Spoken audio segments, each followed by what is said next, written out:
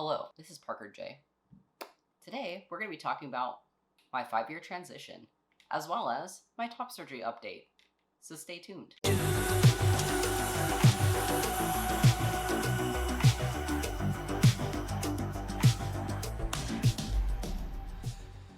So there's a couple of things that I want to get started on this video with besides the actual top surgery itself. I want to talk to you guys about my transition itself. I deleted all of my old videos on here. I didn't delete them. They're just very cringy and I don't like looking at them, so that's staying on the back burner for now. After that, we're going to talk about how my insurance got denied and who my original surgeon was going to be. Third one is how this is all getting paid for. Fourth and fifth are kind of in the same boat. It's how I picked my new surgeon, as well as the Facebook support groups that I joined to be able to find out all of this information and do the research that I need to be able to figure out what I was going to do for top surgery. After that, we're going to talk about what supplies I prepped with, so all the stuff that I got for pre-operation and post-operation as well.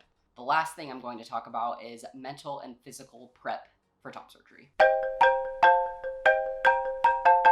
So first off, this is all in a nutshell. I could make a totally different video just about my transition alone, but I kind of wanted to just put it in a little box for you guys so that it's not as crazy long. If you guys decide that you want to see a full-on transition video and how that got started, I can make a different video, but for now this is all in a nutshell, just to condense it, make a little bit of a preface going into my top surgery. This is something that I didn't know the term of, but I've known that I was different since I was a very young age. I dressed like a tomboy.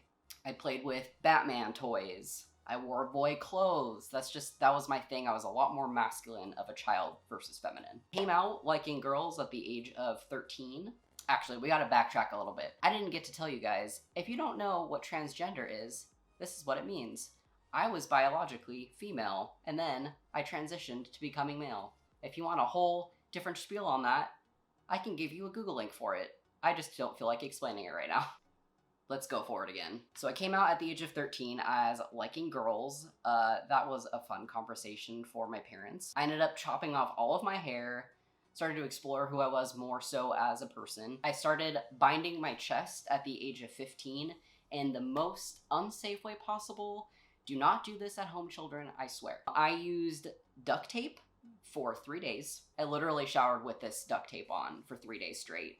And when I took it off, it ripped the skin off of my back and my chest, and it took a long time for those scars to go away, so do not do that. After that, before I knew what actual binders were, I was using ace bandages to bind my chest instead. If I didn't have ace bandages, then I would use really constrictive sports bras instead. So at this time, I labeled myself more so as a lesbian, but I was still attracted to guys. I actually had my very first trans boyfriend at 15. And it wasn't until then that I actually knew what being transgender was, and it kind of gave me the preface to kind of comprehend what my background was a little bit and who I was as a person. I didn't start to transition quite then because I wasn't sure I was ready for that step, and I had already just come out a couple of years before, and at the time I just didn't want to give my parents a hard time, so I kind of just stayed with the quote-unquote lesbian culture, just kind of stuck with that and didn't really think about transitioning until fast forward 3 years later. I started my medical transition at the age of 19. Before that, I had got my first binder at the age of 18, and I got my first STP packer. STP is stand to pee, if you guys didn't know that already. I don't actually pack anymore. I think it's just too much of a hassle, but that's something that I did back then because I had really bad bottom dysphoria at the time. Bottom dysphoria is when you feel dysphoric about your downstairs region, if you didn't know that already. Just FYI. I ended up stopping my transition a month into it. I'm not going to blame people. I'm going to blame this on myself because at the time I was a huge people pleaser, and to conserve relationships, I chose not to transition because of that. For that reason, a lot of people stated that I was a flip-flopper and that I couldn't choose what my gender was, but it's just because I was trying to express who I was as a person and I wasn't sure if that's what I wanted to do. Let me make this very clear. Nobody's opinion matters. It's your own gender transition. It's your own journey. You can be whoever you want to be. You can clarify yourself and do whatever you need to do to make yourself feel good. Nobody else matters in that aspect. But at the time, I just wasn't going down that route. I just changed my mind. So that was at the age of 20. 3 years later, at the age of 23, I restarted my medical transition. I started taking testosterone. I did intramuscular injections first, and then I switched to subcutaneous injections, which are a lot smaller of a needle because the longer intramuscular ones were starting to be too painful for me and I would mess up my shots. So after that, I started... Your boy thirsty. I forgot what I was talking about. Okay, testosterone, yes. For 4 years, I was taking shots. After a while, I started getting really bad shot anxiety. So I would be skipping my shot for up to a month at a time because I was just so nervous and couldn't wrap my head around the actual experience of giving myself my shot. It's not that I hadn't done it dozens and dozens, even hundreds of times before, but I would just get so in my head about it that I just couldn't do my shots anymore. The reason why I didn't switch to gel earlier, I thought it was going to be very expensive, especially compared to the shots, because that's what I had always thought was the case. But I talked to my doctor about it, and he said, no, actually, Androgel, which is the brand that I'm currently on, is actually cheaper than the testosterone that I was taking before. So I switched to Androgel in November of 2019, so this was 6-7 months ago. I actually like Androgel a lot better. It's made me way more stable. I don't have highs and lows like you do when you take shots. I like the fact that I don't have to stab myself in the leg every week. That's pretty nice. Rubbing myself with gel once a day just doesn't seem like and I think the only bad things I can think about it is that you get kind of dry skin and it gets a little bit itchy, but I mean, as long as you shower after a few hours, I think you'll be fine. Actually, don't quote me on that. I'm not sure if you should shower. You should probably shower beforehand. Just use lotion or something. Today, as of June 6th, 2020, I am officially 5 years and 2 months on testosterone. It has been a crazy journey. Thus far, I've enjoyed it. I don't regret not transitioning earlier on because honestly, if I did, then I wouldn't be the person that I am, at least I don't think. I'm glad that I did it when I did it, and I did it at a point in my life when I knew for sure that I would not regret what I was doing, and I've never been happier, honestly. So that was my transition in a nutshell. Now we're going to talk about my insurance and who my first surgeon was going to be. Insurance. I work as a manager. I'm not going to tell you where I work for privacy purposes. I don't want to let you guys know. I don't want to get, some stalkers up in here. I've been insured with my company for about like 3 to 4 years now. I initially wanted to go to someone you might recognize, Dr. Scott Mosser in San Francisco, California. He does have insurance coverage with certain patients. I'm not sure if it's because of the fact that he was out of network or if it's because my company might have privatized my specific surgery that I want to get done. At the end of the day, insurance denied my claim twice in the same year, so insurance wasn't an option for me, and I'm not interested in looking for another job right now, so insurance was going to be a no-go for me. It was at this point that was probably my lowest as far as trying to get top surgery done. I had already gotten denied with my insurance twice, and at this point I was just like, my GoFundMe wasn't really taking off. I couldn't really save money that much because I was just worrying about bills and, living my day-to-day. But it was at this point where something crazy happened, which we're going to talk about as my number 3 thing I wanted to discuss, which is I got a secret donor. I'm not gonna say how I know them or their relation with me, but they had been seeing my transition for quite a while, actually, and they saw that my GoFundMe wasn't actually taking off. They knew that I was denied surgery both times, so they actually sent me a private message stating, hey, I don't know if this is gonna come off as strange, but I wanted to support you and finance your surgery for you. I still cannot believe that this is reality and this actually happened, but this person legitimately paid for my entire surgery. And I definitely would not be on this path right now as if it was not for them. If I wasn't on hormones, I would be bawling my eyes out right now. But literally, this was a miracle. I don't know what I did to deserve this. I'm so grateful to them. I won't say who they are because they would rather stay anonymous, but I want to thank them from the bottom of my heart. And they really are an angel in human form, and there's nothing that I could do to repay them. Continuing on before I start sobbing my eyes out right now in front of you. The other two things I want to talk about is my new surgeon that I'm going to and the Facebook support groups that I did all my research with and found my new surgeon through. So the main reason why I chose not to go to Scott Mosser is because they're out of pocket for surgery is actually fairly expensive. It's about $10,000 give or take. I'm not really sure if he includes medicine or medical supplies, anything like that, but he definitely does not include travel or hotel stay or anything like that. Expenses aren't necessarily a bad thing, especially if you have been wanting to see this specific surgeon and know that they can do something good for you.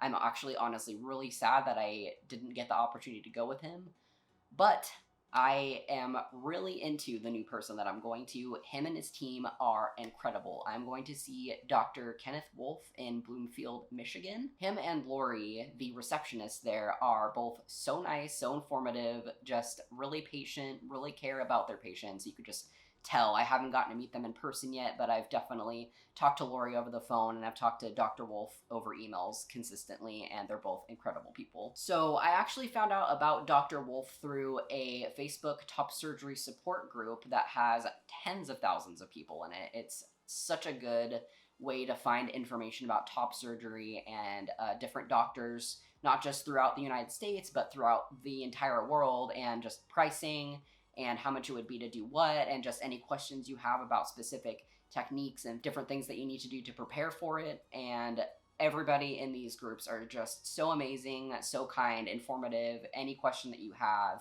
they'll answer for you. And Dr. Wolf's group, I just noticed that everybody had such good things to say about him and his team, and everybody's top surgery results were just incredible. And so that's why I decided to go with Dr. Wolf, besides one other thing. His cost for double incision surgery, which you'll have to Google that again too. Sorry, this is a different topic for a different video. That's just so much information revolving top surgery. It's just hard to explain. His cost for double incision with free nipple grafts is $6,400 versus $10,000. And to be honest, it would be less expensive for me to go see him, someone that I know has great results, plus someone that has a great team, and be able to pay for flights plus travel and extra essentials that I might need during it.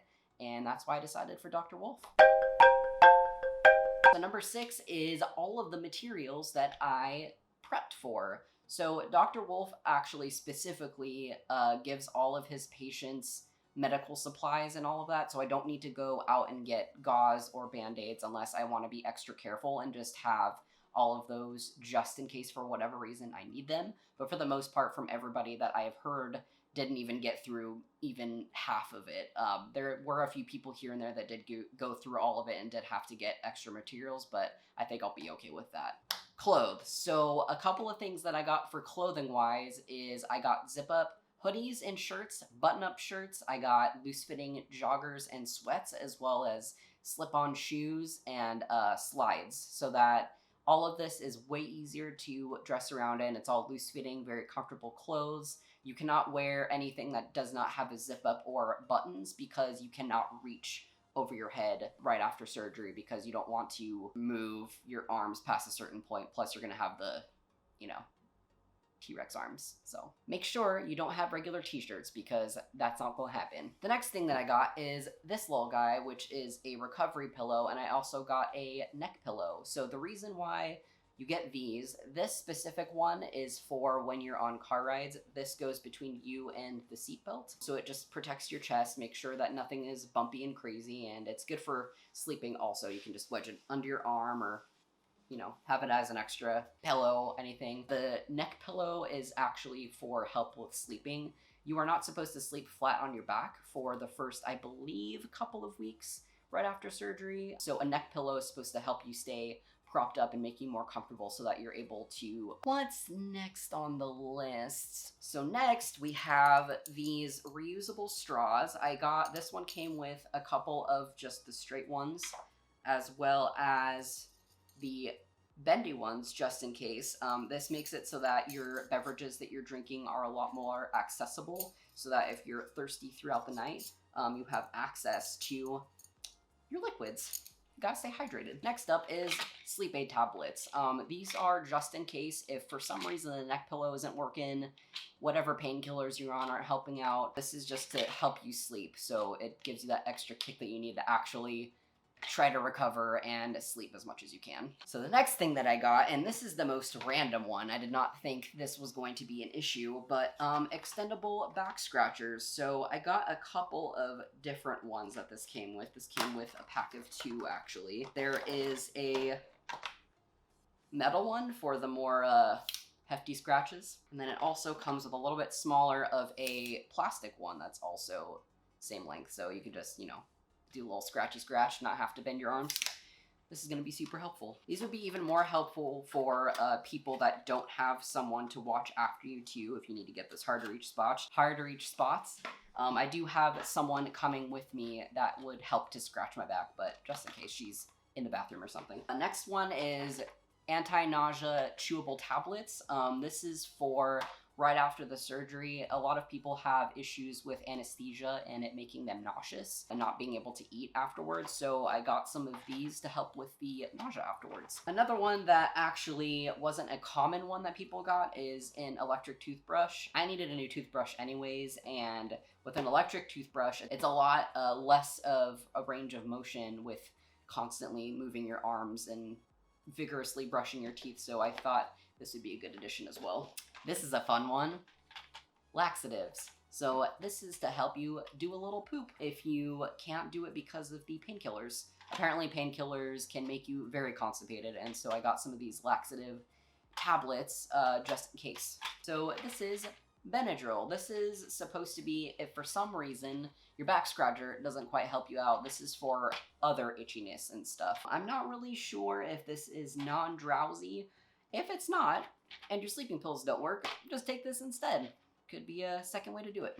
So another thing that I got that people say is definitely helpful is some wet wipes. This is because you are not supposed to shower that first 5 to 7 days after post-op. You're not actually supposed to shower at all until after your post-op. So these are biodegradable. These are actually supposed to be for when you're camping.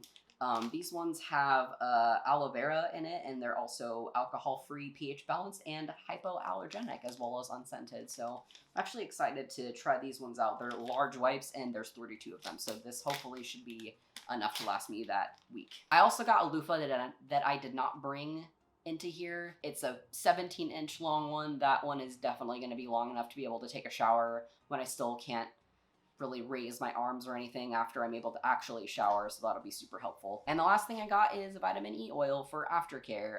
Something I wanted to ask you guys specifically is what aftercare you guys did for your scars so that they healed a little bit better and became a little bit less noticeable over time. I've heard about strips. I've heard about a bunch of different things that people do to be able to break down the scar tissue a lot easier. So if you have any tips or tricks, I would be more than thankful for that. So now that we are done with the actual stuff prep, I'm going to talk to you about the physical and mental prep aspect of getting ready for top surgery. I have not experienced this, so I have legitimately no idea what I'm going to go through. Everybody's experience is so different from everything that I've heard, but it's not in a nutshell experience for everybody, so I'm a little bit nervous about that. Also, surgery kind of scares me a little bit. I've been under twice. One of them was when I had a tonsillectomy at the age of 6, and then the other time was when I was 14, and I had oral surgery to bring down a tooth and get a tooth removed. Another thing that kind of is making me nervous is the entire recovery process. I know that it's very difficult for some people being able to do things. I don't really know how far or how little my range of arm motion is. I'm sure that if I'm able to at least watch things, I'd love to be able to play video games if I could, and with my PlayStation controller, maybe even sit at my computer, but I don't know how comfortable that's going to be, so I'll probably be in my living room at my PlayStation for any amount of time that I possibly can, just to stay occupied, you know, and stuff, so I'm not staying super bored while I'm in possible pain and probably uncomfortability. So mentally, I've heard of post-surgery depression and being in a very low place after surgery. I don't know what that feels like. I know what regular depression feels like, but I'm not really sure about post-surgery depression. I hear it's also different for everybody. Another thing that I'm super paranoid about is what if it doesn't look exactly how I imagined it? A couple things are my nipples being too big or maybe too small or not spaced out enough or spaced too close. Just nipple aesthetics in general kind of terrifies me a little bit. I'm not too worried about dog ears, which is the little flaps of skin that some people get right here, because I'm not bigger, I guess. I'm pretty average. I would say at the making of this video, I think I'm about 165 and I'm 5'6", just to give you a little bit of an idea of weight versus height and whatever. I'm also not really worried about scarring because I'm planning on getting a full chest piece as well as probably torso piece once everything is fully recovered and good to go. So scarring isn't really a huge issue for me, especially since I'm going to be doing like a probably all black and white piece down my chest afterwards. But at the end of the day, with everything that's happening, all of these worries and all of that, with coronavirus and COVID-19 happening, it's just flown by all of this time, and I can't believe it's gone by so fast. I thought it was going to go by extremely slow, but with circumstances, I cannot believe that after 13 years and 5 years of medical transition that this is actually going to happen, and as of today, a little bit less than 2 weeks. I'm so ready to be shirtless and confident for the first time in a long time. I didn't feel the urgency to work out pre-op because to me, in my mind, it was just like, what's the point? I didn't feel comfortable with myself naked, so even if I was in shape, to me, it wouldn't have been worth it. But after top surgery, I'll be able to see my skin and feel good for the first time in over a decade, and that's very exciting to me. I will definitely be bringing my camera, possibly my computer, and I will be posting updates about it. I hope to make an entire vlog about my entire experience, both before, during, and after. I do want to have a post-op reveal. My best friend is coming with me, and she's going to be using my camera to record the whole process. So hopefully I'll be able to edit everything, and within a week or two after surgery, I should be able to have the video up. Hopefully if all the healing goes well and I'm physically able to edit it. I hope you enjoyed this video and that it was informative and that you enjoyed going on this experience with me and kind of getting a little bit of a background on my emotions and what it's been like. And I'm just in shock that this is all happening, and it's crazy to me. It's amazing, crazy, and I'm just excited. But I will talk to you guys soon. Bye, beach!